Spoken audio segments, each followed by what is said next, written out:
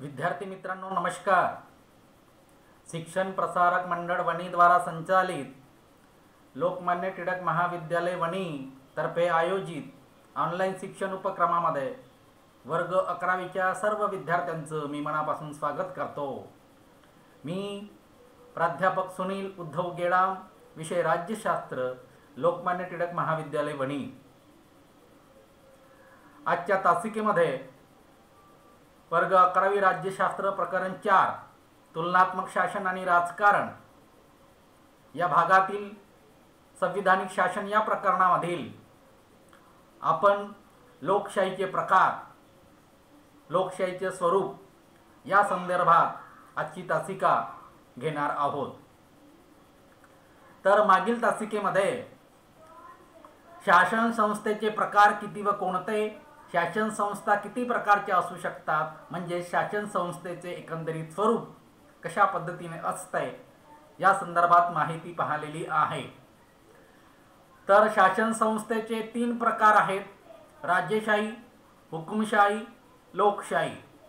राज्यशाही, हुकुमशाही आणि लोकशाही या तीनही प्रकारावर चर्चा आपण मागच्या तासिकेमध्ये केलेली आहे। म्हणजेच राज्यशाही म्हणजे काय, हुकुमशाही म्हणजे काय आणि लोकशाही म्हणजे काय। त्यानंतर लोकशाहीचे आणखी 2 प्रकार पडतात, एक प्रत्यक्ष लोकशाही आणि दुसरं अप्रत्यक्ष लोकशाही। तर प्रत्यक्ष लोकशाही कशाला म्हणायचं आणि अप्रत्यक्ष लोकशाही कशाला म्हणायचं, या दोन्ही लोकशाहीच्या संकल्पना म्हणजे व्याख्या आपल्याला समजून घेणं अत्यंत गरजेचं आहे। प्रत्यक्ष लोकशाही, ज्या देशाचा राज्यकारभार प्रत्यक्ष लोकांमार्फत चालविला जातो, प्रत्यक्ष लोक एकत्र येऊन राज्यकारभार चालवितात, त्याला प्रत्यक्ष लोकशाही असं म्हणतात। आणि ज्या देशाचा राज्यकारभार प्रत्यक्ष लोकांकडून चालविला जात नाही, तर जनतेने निवडून दिलेल्या प्रतिनिधींमार्फत चालविला जातो, त्याला अप्रत्यक्ष लोकशाही असं म्हणतात। प्रत्यक्ष लोकशाही याला डायरेक्ट डेमोक्रेसी आणि अप्रत्यक्ष लोकशाही याला इनडायरेक्ट डेमोक्रेसी असं म्हणतात। तर या 2 प्रकारापैकी सध्याच्या परिस्थितीमध्ये आपल्या भारत देशामध्ये किंवा इतर जगातील अनेक देशामध्ये कोणता लोकशाहीचा प्रकार आपल्याला दिसून येतो, तर अप्रत्यक्ष लोकशाही हा शासनाचा प्रकार असलेला दिसून येतो। पूर्वी प्रत्यक्ष लोकशाही काही मोजक्या देशामध्ये, मोजक्या राज्यामध्ये असलेली दिसून येते। रोमन व ग्रीक नगर राज्यामध्ये ही प्रत्यक्ष लोकशाही पूर्वी होती, परंतु आज आधुनिक काळामध्ये प्रत्यक्ष लोकशाही कुठेही असलेली दिसून येत नाही। तर प्रत्यक्ष लोकशाहीची काही साधने स्वित्झर्लंड या देशामध्ये अजूनही वापरताना दिसतात। प्रत्यक्ष लोकशाहीची काही साधने स्वित्झर्लंड या देशामध्ये अजूनही वापरताना दिसतात। तर अप्रत्यक्ष लोकशाही म्हणजे इनडायरेक्ट डेमोक्रेसी।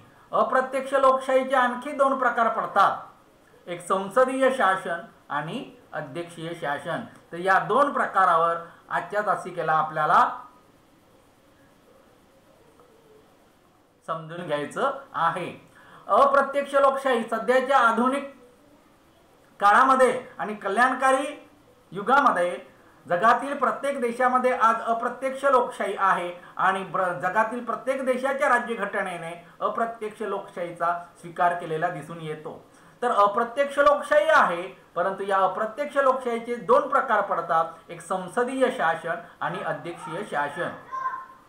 तर संसदीय शासन म्हणजे काय आणि अध्यक्षीय शासन म्हणजे काय हे आपल्याला समजून घेणं गरजेचं आहे। आता संसदीय शासन म्हणजे काय, तर ज्या शासन पद्धतीमध्ये कार्यकारी मंडळ, कारण शासनाचे 3 घटक असतात, कायदे मंडळ, कार्यकारी मंडळ आणि न्यायमंडळ। तर या शासनाच्या 3 घटकांपैकी जे 2 घटक एकमेकांना परस्पर घनिष्ठ संबंध असतो, ते दोन्ही घटक एकमेकांवर परस्पर विसंबून असतात। हे दोन्हीही घटक एकमेकांपासून वेगळे करता येत नाही।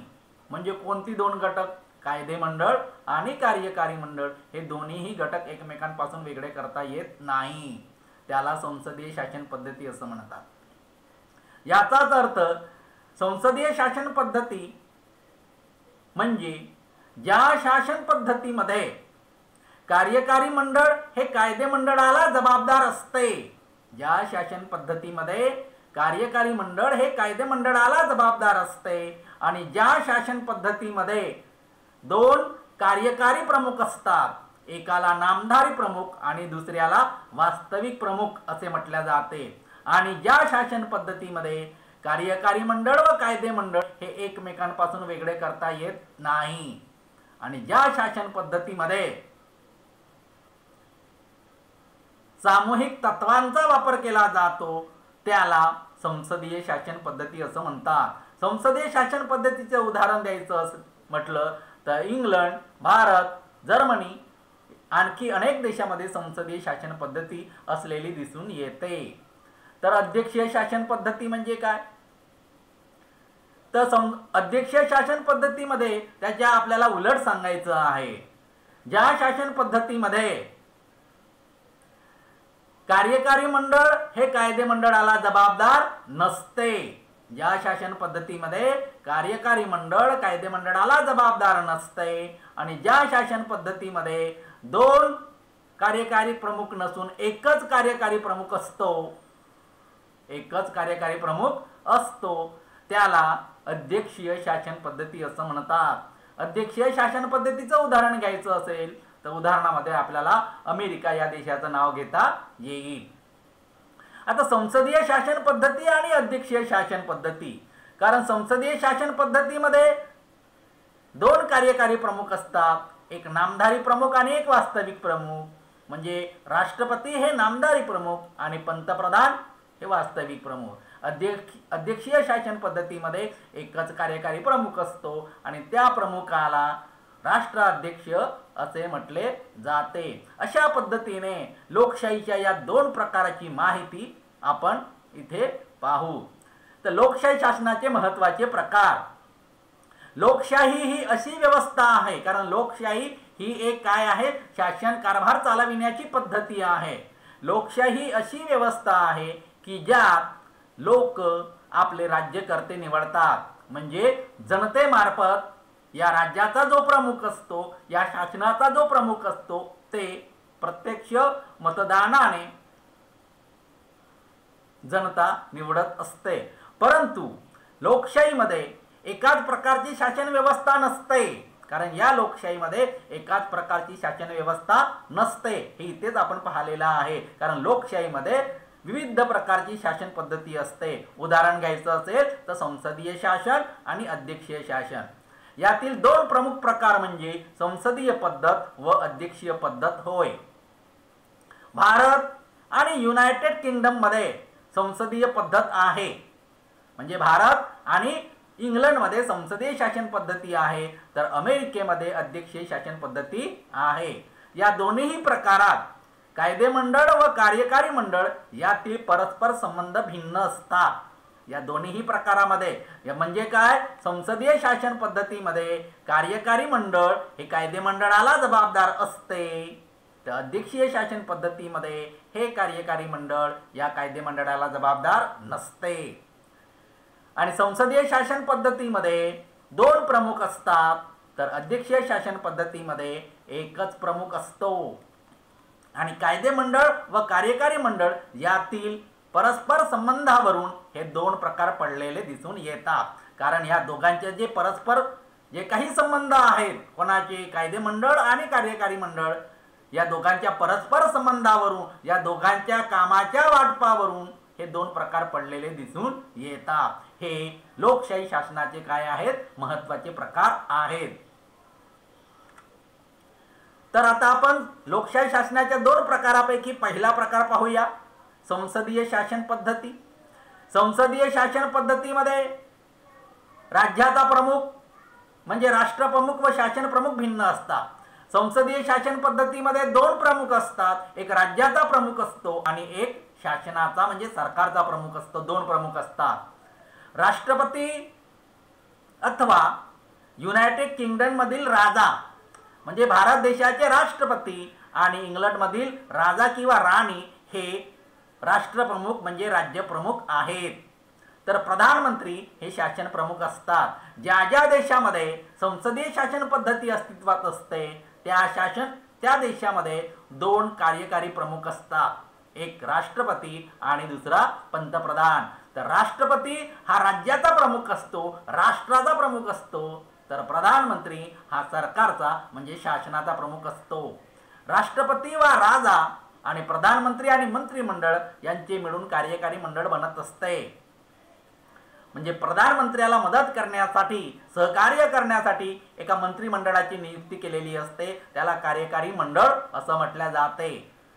आणि राष्ट्रपती अथवा राजा हे नामधारी प्रमुख असतात. आपल्या भारत देशाचे राष्ट्रपती किंवा इंग्लंडचा राजा किंवा राणी हे काय आहेत, नामधारी प्रमुख असतात, म्हणजे नावापुरते आहेत. त्यांच्या नावाने देशाचा किंवा राज्याचा राज्यकारभार चालतो, परंतु खरी वास्तविक सत्ता ही प्रधानमंत्री आणि मंत्रिमंडळाकडे असते. म्हणजे देशाची खरी वास्तविक सत्ता ही प्रधानमंत्री आणि मंत्रिमंडळाकडे असते, परंतु त्या राज्याचा जो राज्यकारभार आहे हा राष्ट्रपतीच्या नावाने चालतो, म्हणजे राज्याच्या प्रमुखाच्या नावाने चालतो.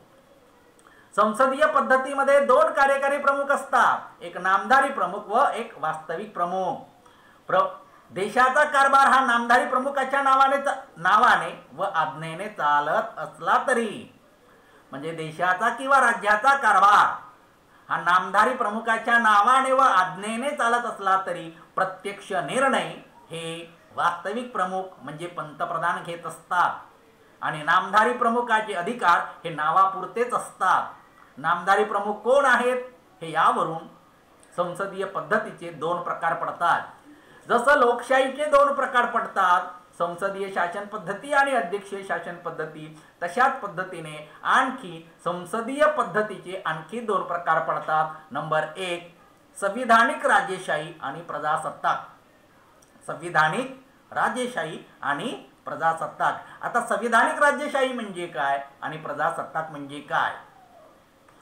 तर संविधानिक राजेशाही ज्या ठिकाणी नामधारी प्रमुख हा वंश परंपरेने निवडला जातो, म्हणजे राज्याचा जो प्रमुख असतो हा वंश परंपरेने निवडला जातो, त्याला संविधानिक राजेशाही असं म्हणतात. तर उदाहरणार्थ इंग्लंड होय, कारण इंग्लंडची राणी ही वंश परंपरेने निवडली जाते. इंग्लंडचा राजा हा वंश परंपरेने पदावर येतो, म्हणून त्या शासनाला संविधानिक राजेशाही असे म्हणतात.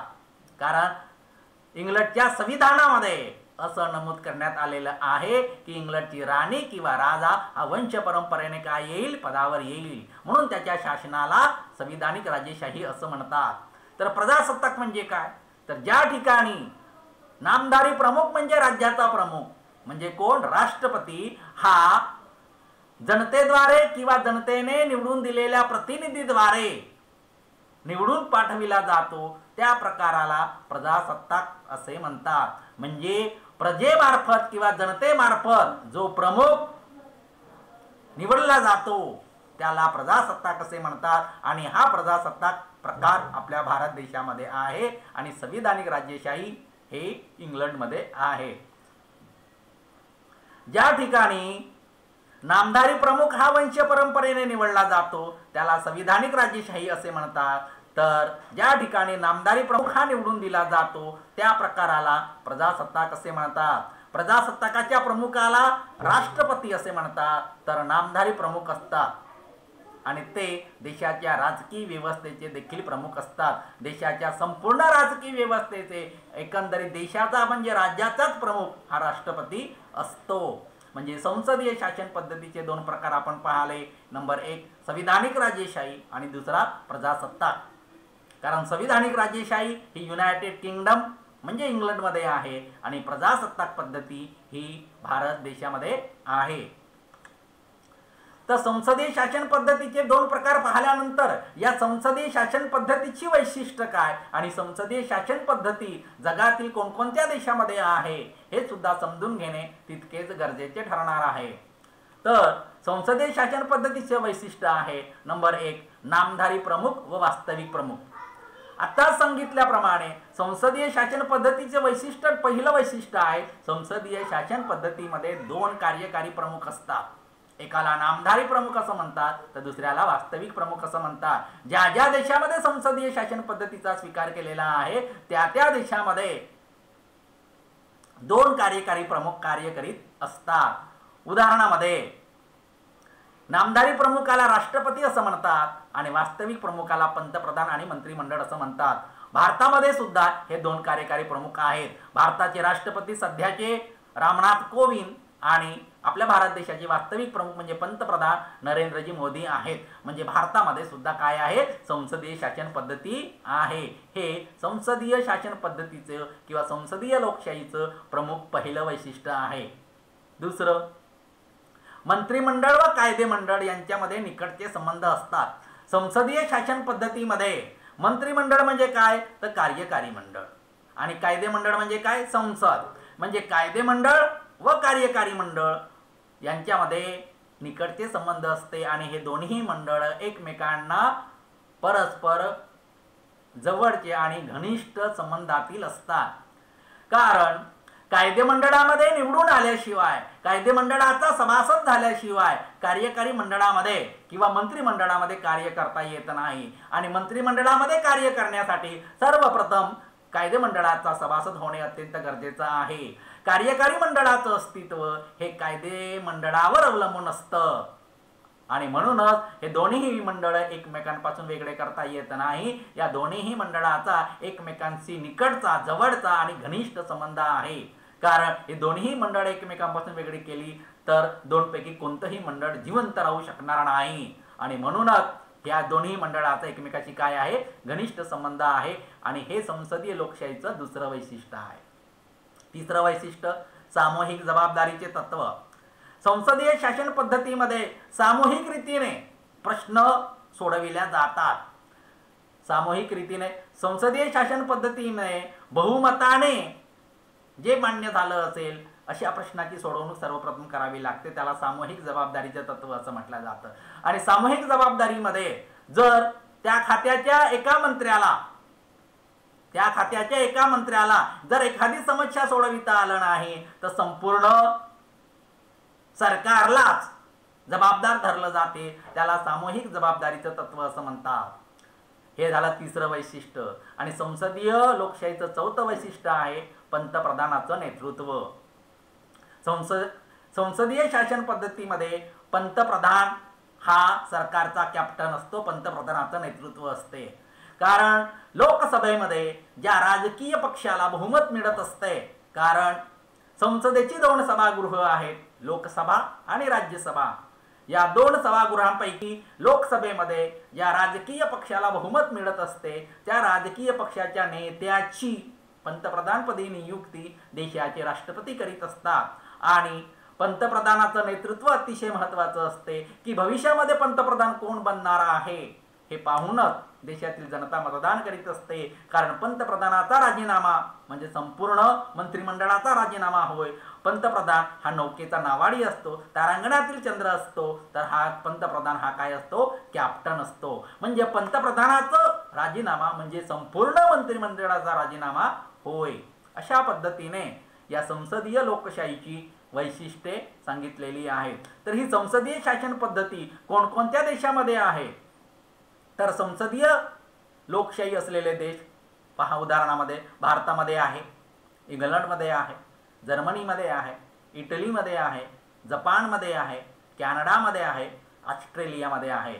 अशा अनेक देशामध्ये संसदीय लोकशाही स्वीकारलेली आहे आणि ज्या ज्या देशामध्ये संसदीय लोकशाही स्वीकारलेली आहे त्या त्या देशामध्ये दोन प्रमुख आहेत। काय आहेत? दोन प्रमुख आहेत। नंबर 1 नामधारी प्रमुख राष्ट्रपती आणि वास्तविक प्रमुख पंतप्रधान असे दोन प्रमुख आहेत। हे संसदीय लोकशाहीची वैशिष्ट्य आणि संसदीय लोकशाही कोणकोणत्या देशामध्ये आहे त्याचे उदाहरण आहे। त्यानंतर संसदीय शासन पद्धती असलेल्या शासनाच्या 3 शाखा बघा। हे आहे भारतीय शासन व्यवस्था आहे संसदीय शासन पद्धतीची। संसदीय शासन पद्धती शासन म्हटल्या तर शासनाचे 3 घटक इथे आलेले आहेत, कायदेमंडळ, कार्यकारी मंडळ आणि न्यायमंडळ। आणि यामध्ये संसदीय शासन पद्धती स्वीकारलेली आहे. हे आहे इंग्लंडचं शासन. इंग्लंडच्या शासनामध्ये सुद्धा संसदीय शासन पद्धती स्वीकारलेली आहे. कार्यकारी मंडळ, कायदे मंडळ आणि न्यायमंडळ. तर हे आहे पंतप्रधानाचं कार्यालय. हे आहे भारताच्या कायदे मंडळाचं, कायदे मंडळ म्हणजे संसद. आणि हे आहे आपल्या भारत देशाचा सर्वोच्च न्यायालय म्हणजे सुप्रीम कोर्ट. आणि आपल्या भारतामध्ये संसदीय शासन पद्धती स्वीकारल्यामुळे आपल्या भारत देशामध्ये 2 प्रमुख आहेत. नंबर 1 हा संपूर्ण देशाचा प्रमुख म्हणजे राज्याचा प्रमुख राष्ट्रपती, आणि हा प्रधानमंत्री म्हणजे सरकारचा प्रमुख, असे 2 प्रमुख आहेत. नंबर 1 राष्ट्रपती, नंबर 2 प्रधानमंत्री. तसंच आपण इंग्लंडकडे पाहूया. इंग्लंडमध्ये राज्यशाही आहे. ही वंश परंपरेने राणी बनत असते. तर राज्याचा प्रमुख म्हणजे इंग्लंडची प्रमुख राणी आहे, आणि तिथे सुद्धा काय आहे, प्रधानमंत्री आहे. अशा पद्धतीने संसदीय शासन पद्धतीचा काय आहे, राज्यकारभार आहे. ज्या ज्या देशामध्ये संसदीय शासन पद्धती आहे त्या त्या देशामध्ये 2 कार्यकारी प्रमुख असतात. आणि संसदीय शासन पद्धतीमध्ये मंत्रिमंडळाच्या प्रमुखाला प्रधानमंत्री असं म्हणतात. आणि संसदेमध्ये बहुमत असलेल्या व्यक्तीला प्रधानमंत्री म्हणून नियुक्त करतात. संसदेच्या या 2 सभागृहापैकी ज्या पक्षाला बहुमत मिळत असते त्या पक्षाच्या नेत्याची पंतप्रधानपदी नियुक्ती करतात. आणि प्रधानमंत्र्याची नियुक्ती राष्ट्रपती अथवा राणी किंवा राजा करत असतो. आणि प्रधानमंत्र्याच्या इच्छेनुसार राष्ट्रपती अथवा राजा इतर मंत्र्याची नियुक्ती करतात. कारण पंतप्रधानाची नियुक्ती राष्ट्रपती करतात आणि प्रधानमंत्र्याच्या इच्छेनुसार राष्ट्रपती इतर मंत्र्यांची नियुक्ती करतात. मंत्र्याच्या मदतीने प्रधानमंत्री शासनाचा कारभार चालवितात. मंत्र्याच्या मदतीने प्रधानमंत्री शासनाचा राज्यकारभार चालवतात, म्हणून त्यांना राष्ट्र शासन प्रमुख असे म्हटले जाते. आणि अध्यक्षीय पद्धतीमध्ये शासनाचा कारभार अध्यक्ष चालवतात, म्हणून त्यांना राष्ट्रप्रमुख व शासन प्रमुख दोन्हीही तेच असतात. संसदेमध्ये बहुमत असेपर्यंत प्रधानमंत्री व मंत्रिमंडळ सत्तेवर असतात.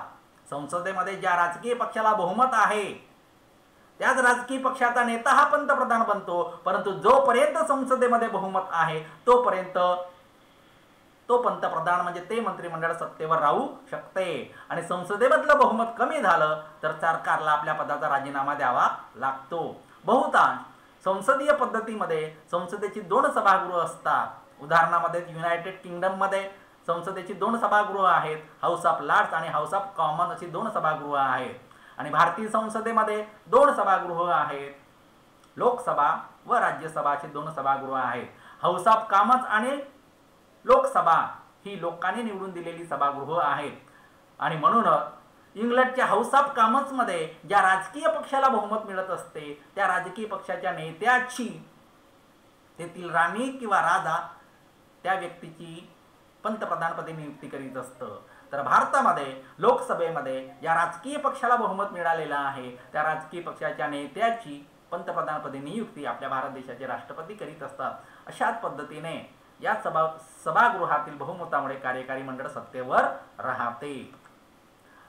तर या तासिकेमध्ये आपण लोकशाही शासनाचे 2 प्रकार, एक संसदीय शासन पद्धती आणि अध्यक्षीय शासन पद्धती, त्यानंतर संसदीय शासन पद्धतीचे आणखी 2 प्रकार पाहिले आपण, संविधानिक राजेशाही आणि प्रजासत्ताक. तशा पद्धतीने संसदीय शासन पद्धतीची वैशिष्ट्य कोणती हे सुद्धा समजून घेण्याचा प्रयत्न केलेला आहे. आणि संसदीय शासन पद्धती कोणकोणत्या देशामध्ये आहे त्या देशाची नावे सुद्धा या तासिकेमध्ये सांगण्याचा प्रयत्न केला. आणि या तासिकेच्या संदर्भात काही विद्यार्थ्यांना अडचणी निर्माण झाल्यास विद्यार्थ्यांनी खाली दिलेल्या नंबरवर संपर्क साधावा. मोबाईल नंबर आहे 7756959581. धन्यवाद.